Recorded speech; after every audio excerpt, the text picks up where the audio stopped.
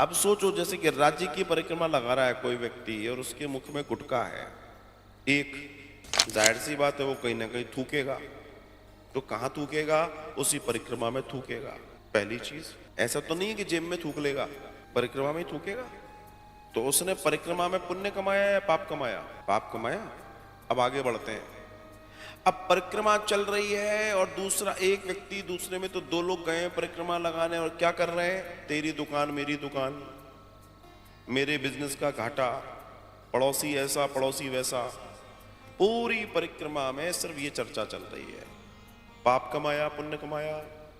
सीधी सी बात है, आपने उस स्थान का विधिवत उपयोग नहीं कर पाया तो आप वहां पॉल्यूशन करने जा रहे हैं, ना कि पुण्य कमाने।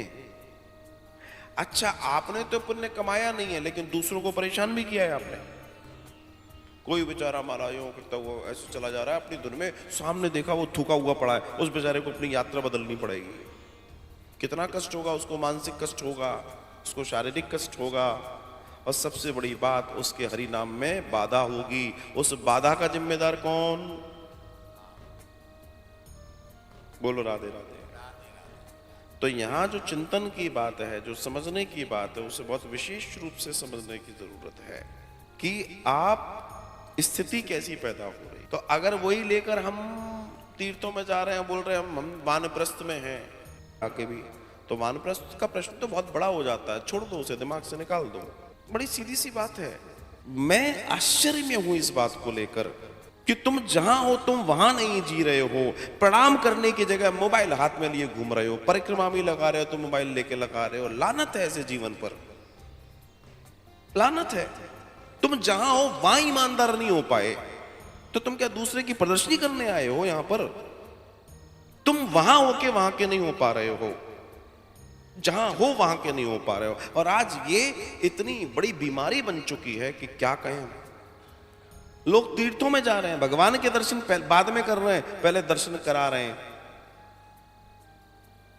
न जाने क्या चक्कर है, ऐसी बीमारी फैली है। बच्चे हो बूढ़े हो, मैं क्या कहूं, किस किस के लिए कहूं।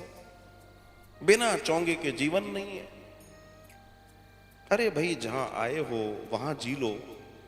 हैं तुम आए हो, अब भगवान की आरती चल रही है, तुम न जाने किसको आरती दिखा रहे हो, खुद देख नहीं रहे हो। भगवान ने तुझे भेजा कि तू देख, तू अटेंड कर। नहीं, हमें अटेंड नहीं करनी, हमें तो किसी को अटेंड करानी है। तो नौकरी करने आए हो तो फिर काय को दिमाग लगाना, मालिक बन ही नहीं सकते तुम। बड़ी सीधी सी बात है। और आज हमारे तीर्थों में यही हो रहा है, हमारी पूजाओं में यही हो रहा है। हम पूजा नहीं कर रहे हैं, हम वीडियो कॉलिंग में लगे पड़े हैं। तो विचार करके देखिए, ना आपको कुछ मिला ना उसे कुछ मिला, तो काय के लिए आए हो पैसा और टाइम बर्बाद करने? काय के लिए? क्यों? फिर मैं कहता हूं कि ज्यादातर लोग आते हैं मनोरंजन के लिए, बहुत कम आते हैं आत्मरंजन के लिए। Maximum peoples are coming for entertainment, सिर्फ मनोरंजन। उनको बॉदर नहीं है आत्मरंजन से। अगर वो आत्मरंजन की बात करेंगे तो वो शांत मिलेंगे,